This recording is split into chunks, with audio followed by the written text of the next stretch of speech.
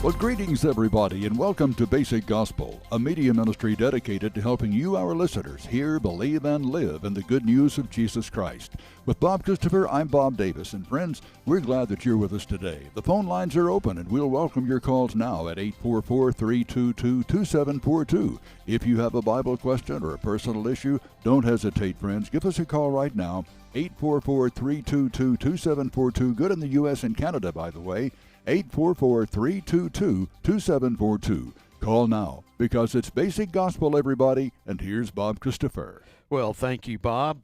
Great passage today, Romans 8:28. I know many of us are familiar with it, and we quote it, and boy, it's a promise that just brings comfort to our hearts and our souls as we go through the trials and tribulations of life. And Paul writes this, and it's Romans 8:28, and we know that for those who love God, all things work together for good. For those who are called according to his purpose, for those whom he foreknew, he also predestined to be conformed to the image of his Son, in order that he might be the firstborn among many brothers. And those whom he predestined, he also called, and those whom he called, he also justified, and those whom he justified, he also glorified. So here we have this marvelous promise, and it's a promise that applies to all of life, that whatever situation that we find ourselves in, whatever trial or tribulation that we are walking through or trying to walk through, this promise is for us. It is for those who know Jesus, those who love Jesus, and God gives a promise saying he's going to work all things together for good. Yeah. Now, that gives us a fresh perspective, a good perspective, a godly perspective on the things that we go through in life. Oftentimes, we just see it from a human perspective. We just see it through our eyes, and we don't lift our eyes up to God and ask him to give us his perspective on things. But when we do, this promise really becomes that source of comfort, that source of peace, that source of hope for each and every one of us. Now, Paul really understood this in experience. These weren't just words. Oftentimes, we come across a verse like that, and we love what it says, and we may print it out and put it in a frame and hang it on a wall and be reminded of this promise. But that's all it is to us. But this is true life. This is real experience. This is what God does for us, just based on his promise to us. Paul, like I said, understood it. I mean, he spent much time in prison. In the book of Philippians, he says this, I want you to know, brothers, that what has happened to me has really served to advance the gospel. Well, what had happened to Paul? Well, Paul had been imprisoned.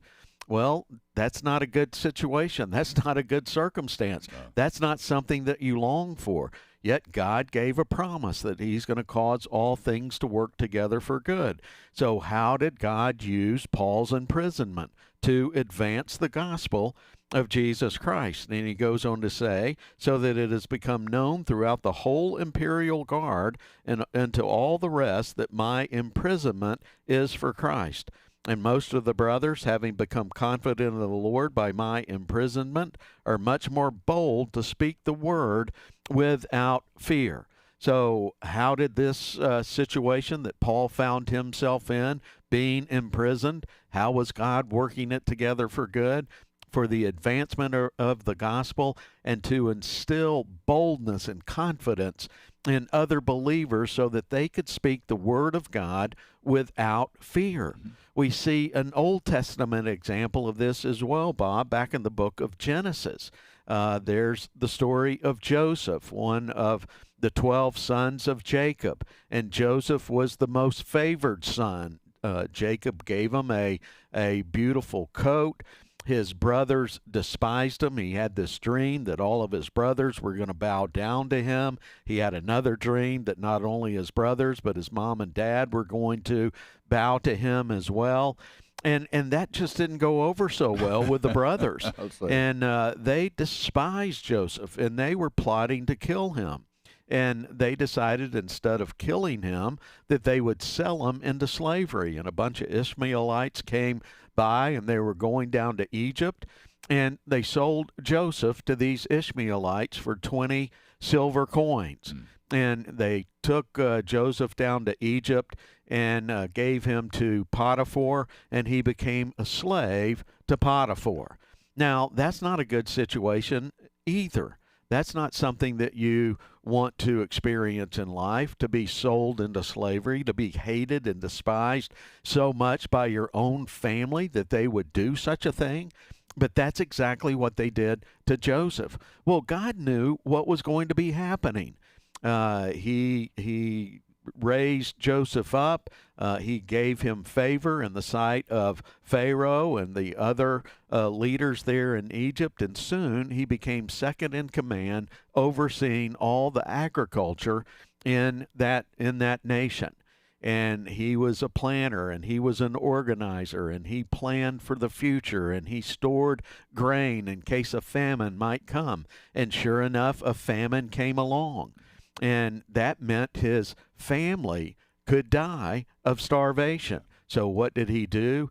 He arranged for them to come to Egypt. He planted them in a little settlement called Goshen, and there they survived the famine.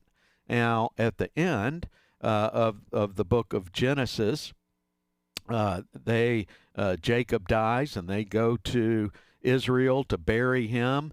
And then they come back to Egypt, and the brothers are fearful that because Jacob has died, then Joseph might step up and treat them very harshly and to pay them back for selling him into slavery. And Joseph said this marvelous thing, and this is somebody knowing that God is working all things together for good. And this is what he said. Do not fear, for am I in the place of God? As for you, you meant evil against me, but God meant it for good, to bring about that many people should be kept alive. So this very thing that they meant for evil, this very thing that they meant to bring harm to their brother, God used for their own salvation. God used to save their very lives. That's God's perspective, and that's the promise that all of us have as believers in Christ. Whatever circumstances you are going through right now, they may be difficult, they may be just excruciating as far as your emotions are concerned and your fear of the future and those sort of things. Well, maybe step back and think of it and say, maybe God has me in this situation right now for the good of others, for the benefit of others. God has promised that he's going to work it together for good. So I'm going to trust him. I'm going to let my life be anchored to that promise, and I'm going to wait and watch expectantly, seeing how God is going to use this for the good, just as he promised. That's the love of Christ. That's God's just care, abundant care for each and every one of us, all contained in this beautiful promise. God will cause all things to work together for your good. Wow, what a promise, Bob. Thank you for sharing those thoughts, and what a great way to get this edition of Basic Gospel underway with that encouragement. So again, thank you, my friend. 844-322-2742. We have live calls on the board right now, and so Mary Jo and Craig, you hold on to the lines. We'll get to you in just a moment on this edition of Basic Gospel. But friends, as we move ever closer to the day when Basic Gospel and the Andrew Farley Ministry unite under one banner, the banner of the Grace Message, well, we continue to need your support to close the year and the books without outstanding bills. And when you make your gift to support Basic Gospel, we have something new and exciting to share with you to say thank you for supporting Basic Gospel. It's an audio download of the messages by Bob Christopher and Andrew Farley from the recent United Bible Conference. The series includes a celebration message by Bob as he takes a look back over the years and forward to the end of this year. And Andrew lays out an exciting, well-thought-out, and proactive plan for the future of the United Ministries. And we want you to share in the excitement. So when you make your gift to Basic Gospel, we encourage you to do that at basicgospel.net, and to be sure to download your United MP3 audio message series. You're going to be blessed by it. So donate now or anytime at basicgospel.net. Well, once again, the phone number, 844-322-2742. It's Basic Gospel, everybody, and we're glad you're with us today. Bob? Let's go to our phone lines, and let's go out to Lubbock, Texas, and talk to Craig. Hi, Craig. Hey, Craig. Hey, Bobs. How are you guys doing? We're doing well. What's on your mind today? Well, I have a question. As we go through life and we, day to day, as Christians, we live in the fact that we're new creations, but we still live in a flesh body, and sometimes it just gets overwhelming with, because we still make stupid mistakes, we still do stupid things, we still, make willful decisions to sin. And what I'm wondering is, how on a day-to-day basis do we get to a point where we can just relax? It's hard for me to even kind of sit down and relax, because I feel guilty about the sin, and I feel guilty if I don't feel guilty about the sin. You know what I mean? Right, absolutely. Slippery slope. Yeah, I think we start learning to relax when we figure out that it's not up to us to live the Christian life. And what I mean by that is this: oftentimes we try to control those fleshly desires. One, we don't want them to be a part of our lives, and so when they show up, when we have these internal temptations, and that's what fleshly desires are, it kind of knocks us for a loop there. It's like, why am I still experiencing these fleshly desires? And then we try to control them. We try to do something to get rid of those fleshly desires. And as we're trying to get rid of those fleshly desires, then we find ourselves giving in to those fleshly desires. And then we start feeling guilty. And then we promise God, hey, we're going to do better. We're going to try harder. We're going to get rid of them tomorrow.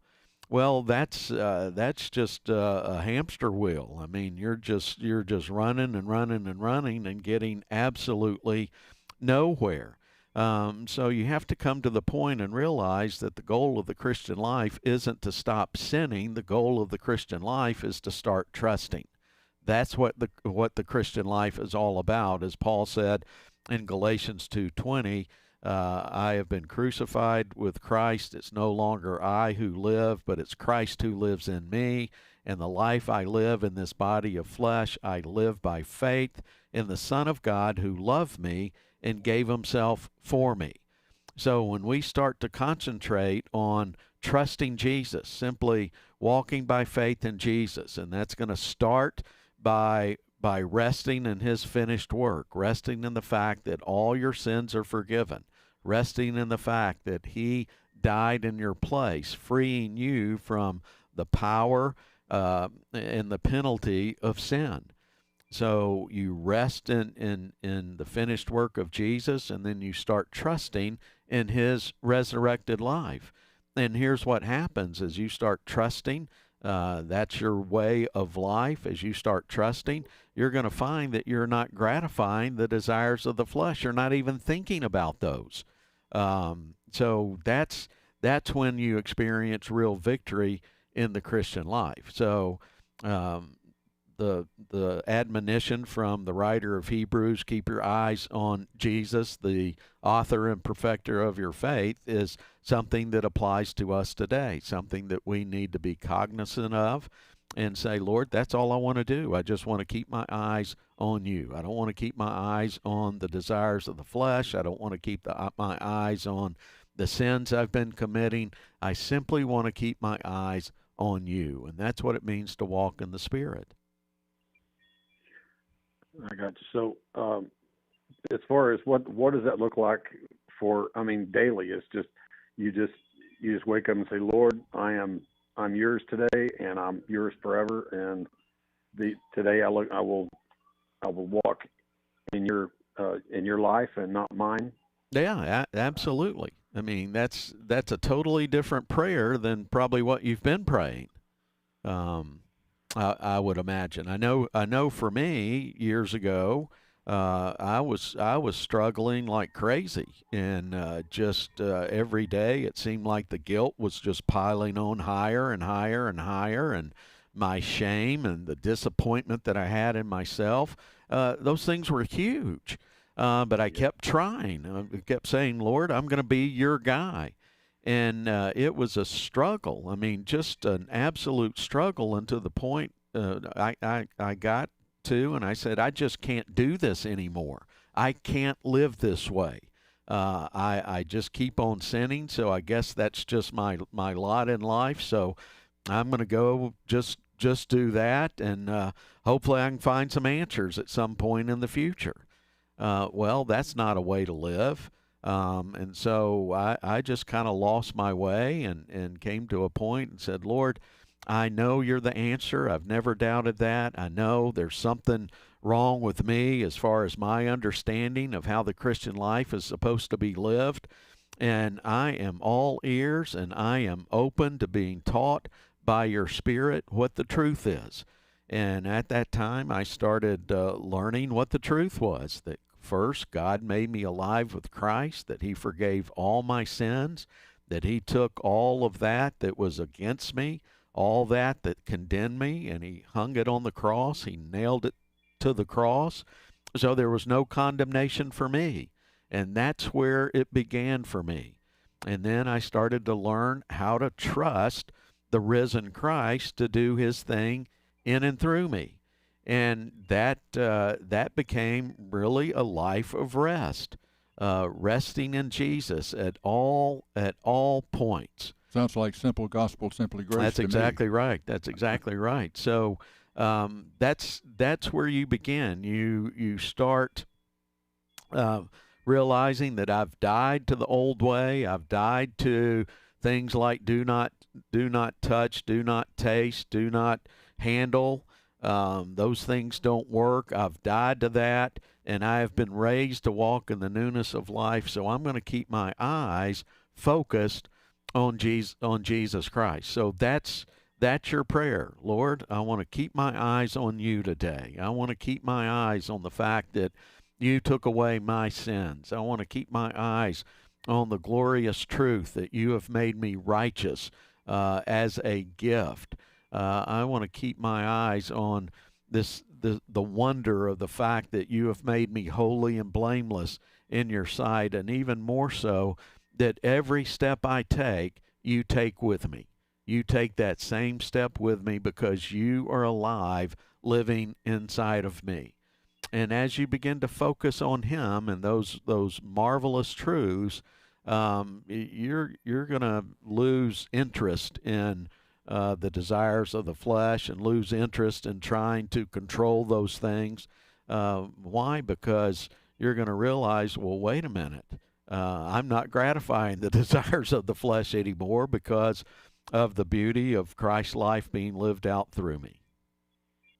I see. Does that make sense?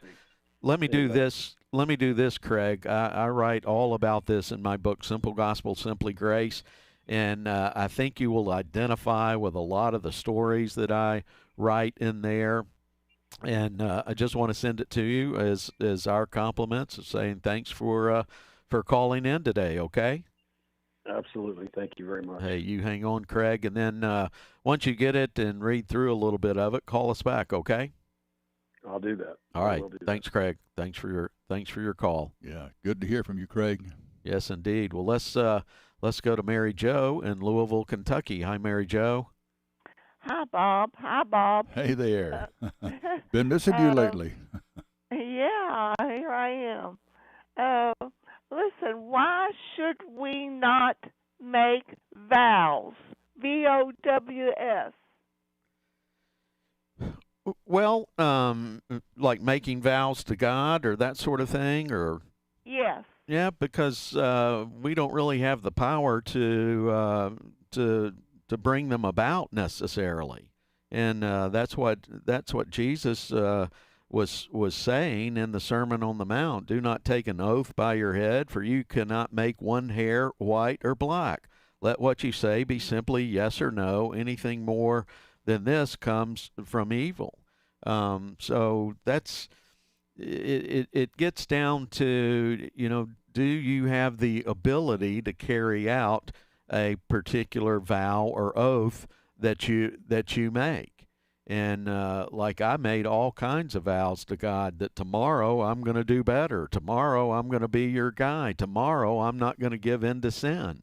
And I found out real quickly that I didn't have the power to carry that out. Every day, at the end of the day, I would look back and say, I failed. I didn't keep my promise.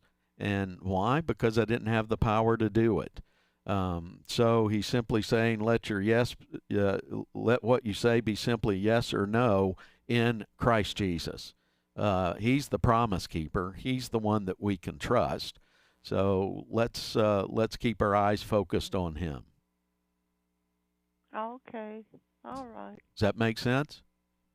Well, sorta. I mean, years ago, I guess it's not nice to swear, but I swore up and down that I would go bicycling across the nation on my bike by myself, and my friends talked me out of it. They said, you'll be killed. And so I struggle with that at times. And well, that's something that you wanted to do, and that's kind of different than making a vow to God, or something along those lines.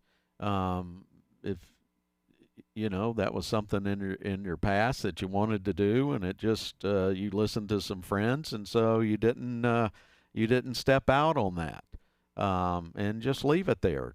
You don't have to beat yourself up over something like that. You know what I mean? I mean, that's in the past. You can't go back and try to say, hey, I want to do that all over again. I want to redo. So you just kind of leave it in the past. And if there's an opportunity, something that you desire, something that you want to do today, just step out and do it. And don't let others try to detract you from it. I mean, maybe listen to them or something and hear what they have to say, but don't get sidetracked from something that you really want to do. Mm-hmm.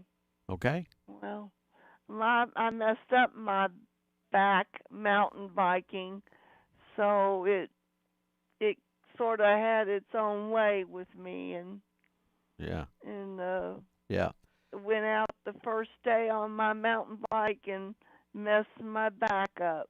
So yeah, well, Mary Jo, I'm sorry about that. I know we've all.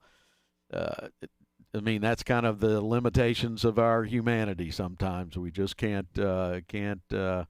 Sometimes we get hurt, and that just happens to us. But God is going to work all that together for good, so trust Him. Yeah. Well, let's go to Dallas real quickly and talk to Fred. Hi, Fred. Hey, Fred. Hey, how's it going? So I got a question, and I'm just trying to see what you think about it, if I'm thinking about this correctly, but I'm trying to understand about what Paul says when he says that, I too speak in tongues and probably more than you do. And I think that he's talking about basically declaring Jesus as ruler and king over all creation, that Jesus is the truth, the way, and the life. And I take that as that's what he means by that, because of when he says, that's exactly what he would be saying. But when he says he's speaking in tongues more than all, that as he went out on his missionary journeys, he was probably equipped or empowered to speak in tongues that were foreign to him but native to the hearer. And when he spoke, and that's how I think about it. Yeah. Well, that's exactly right. I just was wondering about so the people that. Well, Fred, let me stop you right there. We're almost out of time, but I want to do this. I did a whole message on this this past Sunday, and I want to send that to you. You hang on, okay? Yeah.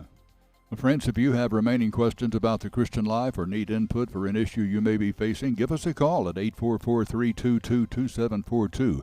At that number, you can record a voicemail and we'll discuss it on the Basic Gospel program. Again, that's 844-322-2742. It's available 24 hours a day, 7 days a week, and we put it there to serve you, our Basic Gospel listeners. So again, use that number, 844-322-2742. Well, that does it for today's edition, friends. Now, for everyone at Basic Gospel, I'm Bob Davis, inviting you back again tomorrow for a Thursday edition when Bob Christopher and Andrew Farley will grace the airwaves, and I hope you'll be here to hear it. We'll see you then. Bye-bye.